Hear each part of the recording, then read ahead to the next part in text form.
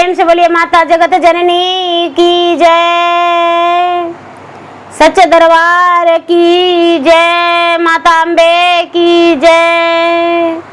गुरु भाई बहना, मैं एक नवरात्रि व्रत की कथा सुनाने जा रही हूँ। इस कथा को पूरा सुनिए और रहस्य जानिए। आदि नहीं आदि सुनने में माता जगत जननी का अपमान होती है, पूरा सुनने में माता दया करते हैं। इसलिए कथा को पूरा सुनिए और रहस्य जानिए। जय अम्बे माता, जय गौरी माता।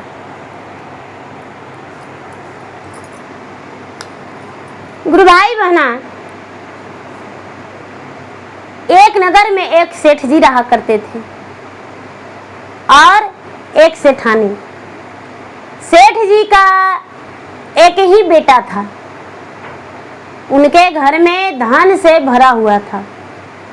पूरे नगर में सबसे ज्यादा धनवान थे सेठ जी। उनके पास कोई भी पर्व त्योहार में लोग पैसा उधारी लेने जाते थे, सबको दे दिया करते थे, लेकिन एक शेर का 1.25 शेर लिया करते थे, 1.5 शेर लिया करते थे। उनको कहना था कि आसिन में चावल देंगे तो अगहन में 1 किलो का 1.5 किलो लेंगे और यदि ज्यादा लेट हो जाएगा तो दुगना लेंगे। ऐसे करके अनाज दिया करते थे। सेठ जी तो धनवान थे। धीरे धीरे धीरे धीरे समय बीतता जा रहा था। सेठ जी का एक बेटा था और एक बहू। अपने बेटा और बहू को भी कस में रखते थे, अपने बस में रखते थे। सेठ जी कोई भी चाहते हैं कि मेरा कहना माने बेटा और बहू। दुनिया संसार का नियम है, माने या ना माने। तो सेठ जी अपने बस में रख के बेटा बहू को जैसे कहते थे वैसी होता था। धीरे धीरे समय बीत रहा था। सेठ जी कोई पूजा पाठ, कोई देवी देवता नहीं करते थे, कोई देवी देवता नहीं। सेठ जी एकदम नास्तिक थे। अपने बहू को भी बेटा को भी कोई देवी देवता नहीं करने देते थे। लेकिन देखिए भगवान का खेल निराला है। भगवान किस रूप से माता जगत जननी अपना नाम जपवाते हैं वो तो माता ही जाने। माता का इशारा कौन समझ सकता है? माता का इशारा कोई नहीं समझ सकता है। कन्या संतान थे, उनका कोई संतान नहीं था। बड़ी डॉक्टर वैद्य से दिखा रहे थे लेकिन उनका संतान नहीं हुआ। जो सेठ जी है वो अपना बेटा से कहते हैं कि बेटा दूसरा विवाह कर लो और इसे मायका पहुंचा दो। इसे रख कर क्या करेंगे? ये तो एक भी संतान मुझे नहीं दी है, घर में एक भी बारिश नहीं है, तो आगे का कुल खानदान कैसे चलेगा? सेठ जी का बेटा जो है कहते हैं पिताजी मेरा भाग्य में शायद यही होगा, तो क्या करें? मेरा भाग्य में जो रहेगा वही ना होगा। हम इसको छोड़ देंगे, दूसरा विवाह भी करेंगे तो हो सकता है उसे भी संतान नहीं हो। सेठ जी कहते हैं कि नहीं बेटा, इसे मायका पहुंचा दो। सेठ जी उसे खाना पीना बड़ी बहू का बंद कर दिए, खर्चा देना बंद कर दिए, बहुत दुख देने लगे। बेटा को कहते हैं कि बेटा यदि दूसरा विवाह नहीं करोगे तो मेरा घर छोड़ दो। सेठ जी का बेटा जो थे अपने पत्नी से बेहद प्यार करते थे, बहुत मान सम्मान दिया करते थे। अपना पत्नी से कहते हैं कि अब मैं क्या करूं, क्या करूं, कैसे हम पिताजी के मनाऊं? कहते हैं छोड़ दो। जो सेठ की बहू है वो कहती है कि देखिए स्वामीनाथ, आपके पिता जो कहेंगे वही सुन लीजिए, हमको मायके पहुंचा दीजिए। सेठ जो कहें, सेठ के बेटा अपना पत्नी को मायके पहुंचा लाते हैं। मायके पहुंचा लाते हैं और पहुंचा के आके शादी का ऐलान कर देते हैं कि शादी हम करेंगे। शादी का ऐलान कर देते हैं, बहुत सारे रिश्तेदार आ जाते हैं, बहुत सारे रिश्तेदार आ जाते हैं रिश्ता के लिए कि हम अपना बेटी से, आपका बेटा से ब्याह करेंगे, अपना बेटी से करेंगे।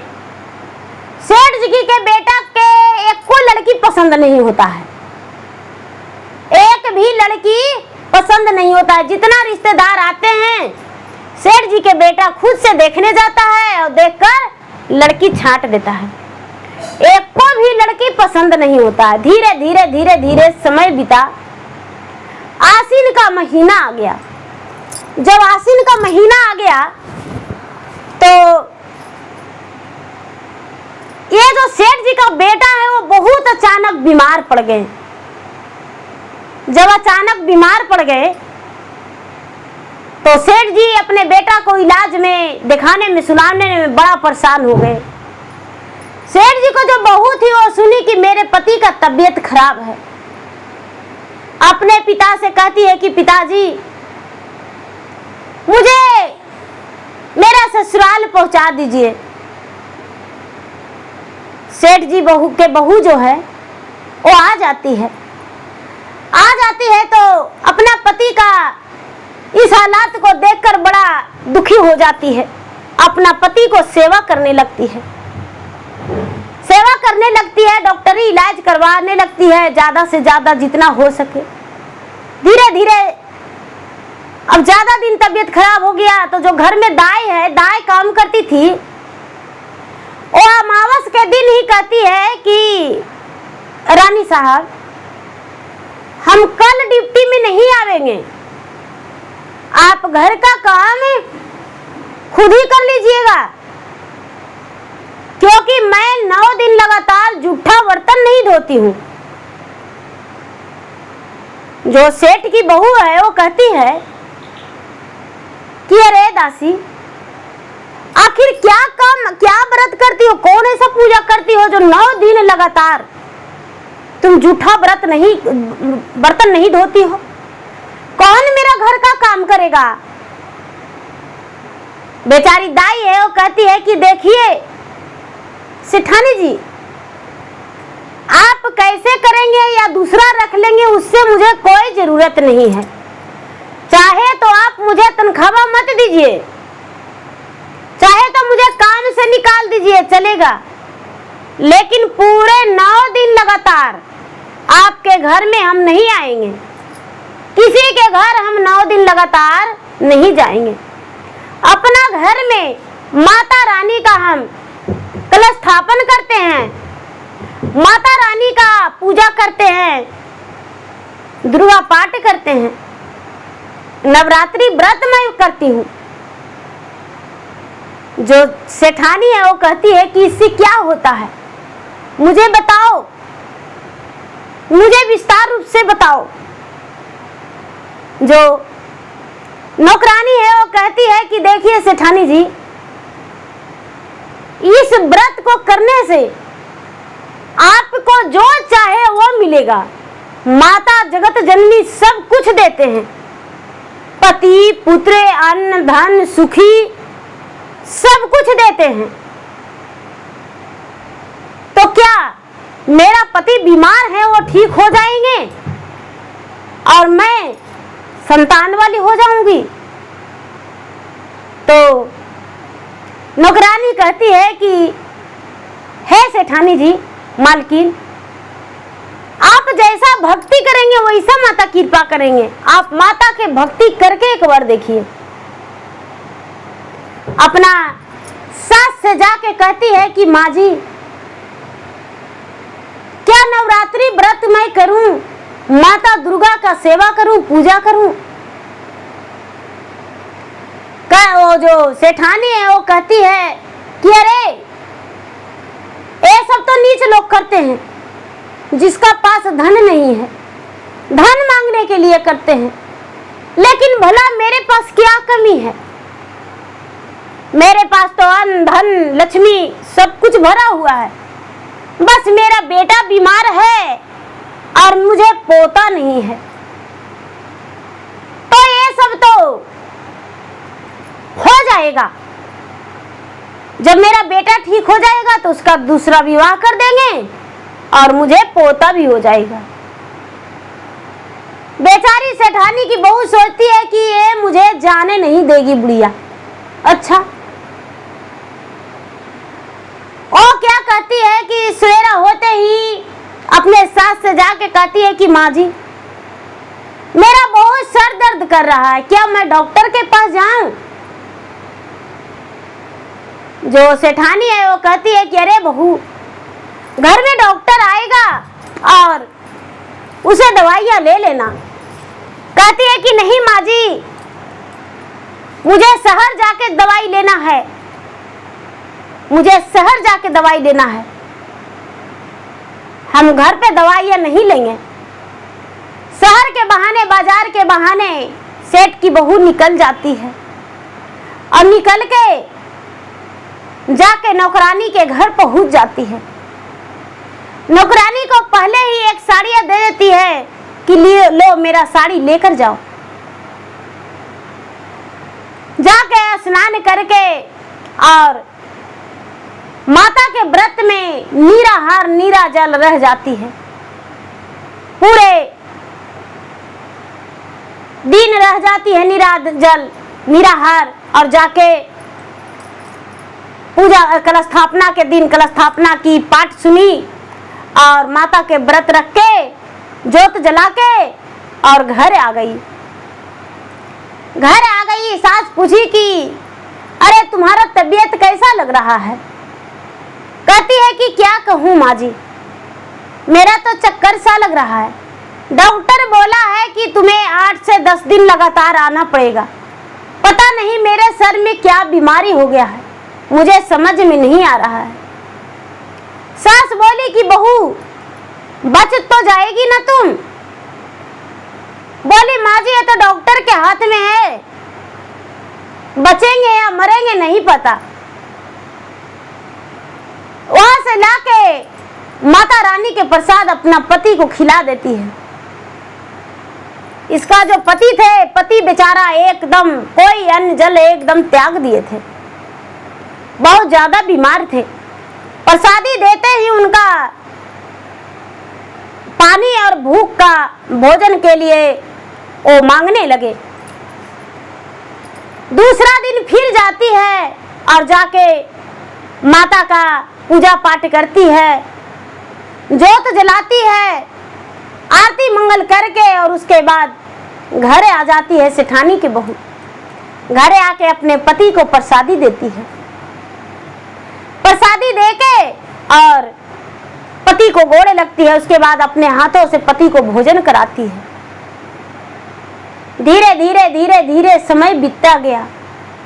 अष्टमी के दिन अब सेठानी सोचती है कि हे भगवान, इतना दिन तो मैं जिस तनख्वाह उसे देता हूँ उसी का कमाई से मैंने पूरी चढ़ावा चढ़ाया, लेकिन आज तो अष्टमी का दिन है। आज अष्टमी का दिन है तो दाई को तो थोड़ी सी पगार मिलता है। क्या करती है कि अपने एक हाथ के कंगन ले जाके सोनार के दे देती है। सोनार के देकर और कुछ पैसे लेकर सारा सामान लाके अष्टमी व्रत पूजा करती है। पूरी रात उसी के घर रह के जागरण करती है। जागरण करती है। नवमी के दिन जब हवन में बैठी हुई थी तो कुछ लोग राजा से जाकर कहते हैं कि राजा साहब, आपका जो बहू है आपका दहलीज लांघ दी है, आपका बहू आपका दहलीज लांघ दी है। सेठ जी कहते हैं कैसे? अरे आपके बेटा के बीमार होते ही आपका बहू नौकर के घर जाने लगी है, मुंह काला करवा के आती है। सेठ जी कहते हैं ऐसा नहीं हो सकता है, मेरा खराब है।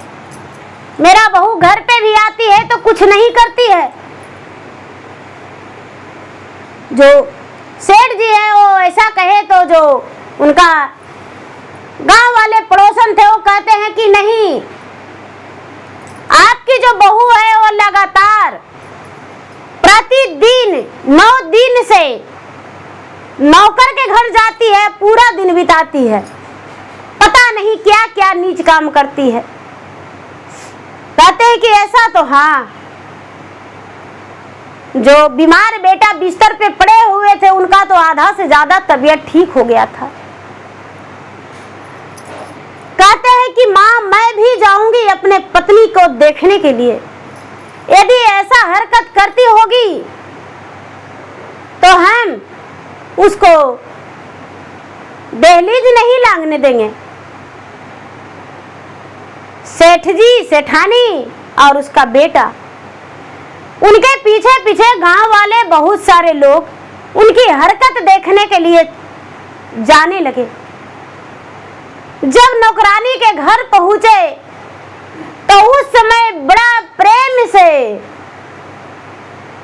बेचारी सेठ जी का बहू आरती कर रही थी, नौकरानी के साथ आरती कर रही थी और गा रही थी, आरती हो वेला मंदिरवा है दुर्गा मैया के, आरती हो वेला मंदिरवा है दुर्गा मैया के, जिनकर सेरा के सवरिया है दुर्गा मैया के, आरती हो वेला मंदिरवा है काली मैया के, जिनकर हाथे खपड़वा है काली मैया के। वो बेचारी आरती कर रही है। अब इन लोग देखें तो राजा तो एकदम उनका हक्के बक्के सेठ का मुंह बंद हो गया, सेठानी का हक बक बंद हो गया।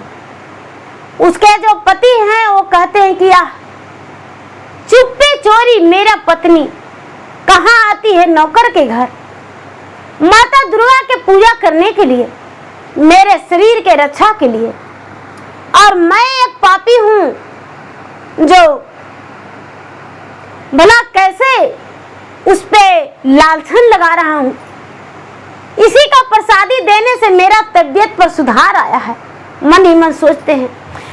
बीमार बेटा जो था अपने पिता के हाथ पकड़ के हाथ जोड़ के कहता है कि पिताजी आप मेरा पत्नी को कुछ मत कहिएगा, यानी अपना बहू को।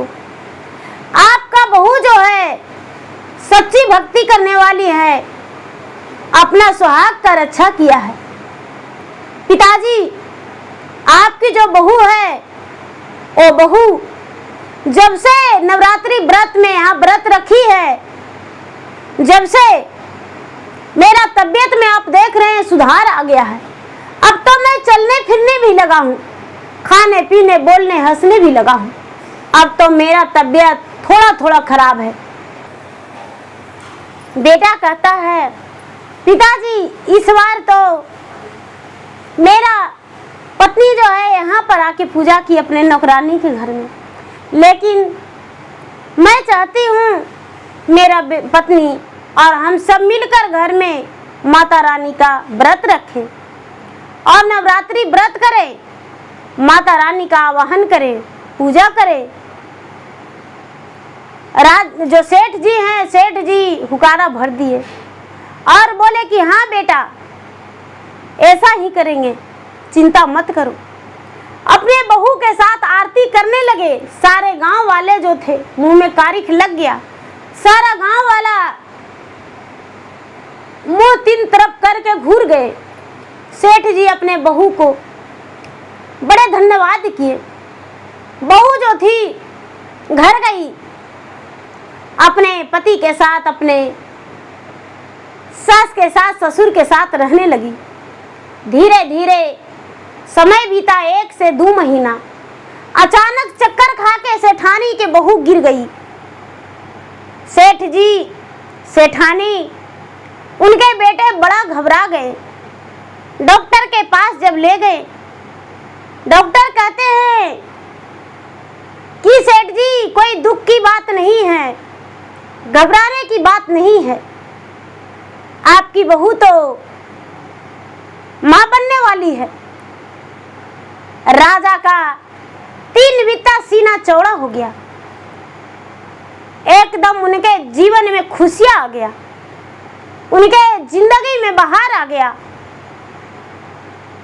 राजा जो सेठ जी थे, सेठ जी बड़े खुशी मन से अपने बहू को घर ले गए और ले जाकर उसके लिए दाई को बोले कि दाई आज से तुम मेरे घर में रहेगी, मेरे बहू की देखभाल के लिए। मेरे घर की तुम दाई नहीं हो, मेरे घर की एक हिस्सा हो, मेरे घर के सदस्य हो। तुम यहीं पर रहेगी, तुम्हारा बच्चे भी यहीं रहेंगे, घर जाने की कोई जरूरत नहीं। दाई है जो दाई कहती है कि नहीं राजा साहब, जैसे मैं काम करने आती हूँ उसी तरह काम आपके घर करते रहूंगी। ऐसा मत सोचिए जिसमें अपने आप में रिश्ता बिखर जाए। धीरे धीरे धीरे धीरे जब 9वां महीना हुआ तो आश्विन मास अष्टमी के दिन राजा के घर में एक सुंदर सा पुत्र जन्म लिया।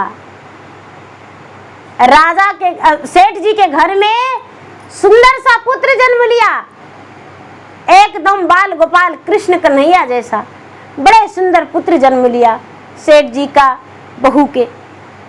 पूरे नगर में शोर मच गया कि सेठ जी के बहू जो थी निसंतान थी। सेठ जी अपना बेटा को दूसरा विवाह करना चाहते थे, लेकिन उनका बहू जो है माता जगत जननी का व्रत रखी और वो संतान वाली हो गई। सारी लोग उसके नाम का गुनगाने लगे, बहुत सारे लोग नवमी व्रत रखने लगे। क्या करने लगे? परिवार के दिन उपवास रहने लगे, अष्टमी के दिन उपवास रहने लगे, नवमी के दिन हवन कराने लगे होनी अनुसार। जिनका नहीं भी हो रहा है तो 2 दिन उपवास रख के माता का व्रत पूरा करने लगे। कितना क्या करते हैं कि 9 दिन घर में तामसी भोजन नहीं बनाते हैं, माता के शरण में जाके पूजा पाठ करके घर चलाते हैं। जब पाठ नहीं रखते हैं तो बड़ी नियमों से माता के हर प्रकार से सेवा करते हैं। कितना है कि 9 दिन पूरे निराहार निराजल रह जाते हैं एकदम, तो नवमी व्रत करते हैं। तो गुरु भाई बहना जो सेठ जी थे सेठानी, उनके बहू बेटे पोता पोती सब मिलकर नवरात्रि व्रत करने लगे और खुशहाली जीवन जीने लगे। तो देखिए गुरु भाई बहना, सर्दी है नवरात्रि आश्विन मास में सब लोग करते हैं और माता के मंदिर तो सब जाते हैं। माता के मंदिर जरूरी जाना चाहिए। माता के यदि आपके पास नहीं कुछ है तो 1 लोटा जल लेकर भी और 1 घी का दीपक भी मंदिर में जाके जला दीजिए। ज़्यादा कुछ नहीं तो 1 लोटा जल से माता का स्थान धो दीजिए और 1 घी का दीपक जला दीजिए नवरात्रि में। इससे आपका सारा दिन खुशी मिलेगा और आपका घर में शांति रहेगा। भाई बहन, मेरा वीडियो अच्छा लगे तो मेरे वीडियो का लाइक करें, शेयर करें। चैनल पर यदि नए हैं तो चैनल का सब्सक्राइब करें। और मैं रीता संगीत जगत चैनल पे, रीता वर्मा ऑफिशियल पे, रीता संगीत पे प्रतिदिन एक नई कहानियाँ डालती हूँ। दीदी जो भी मेरे कथा कहानी सुन रहे हैं चैनल पे कभी भी जाके आप क्लिक करके देखेंगे तो आपको प्रतिदिन एक नई कहानियाँ जरूर मिलेगी। माता रानी का, शिव गुरु का, छठी मैया का, गंगा मैया का, हर प्रकार के कथा मैं अपने चैनल पे आप लोगों के सुनने के लिए प्रतिदिन भेजती हूँ। तो मेरे कथा को पूरा सुनिए और रहस्य जानिए। जय माता दी। धन्यवाद।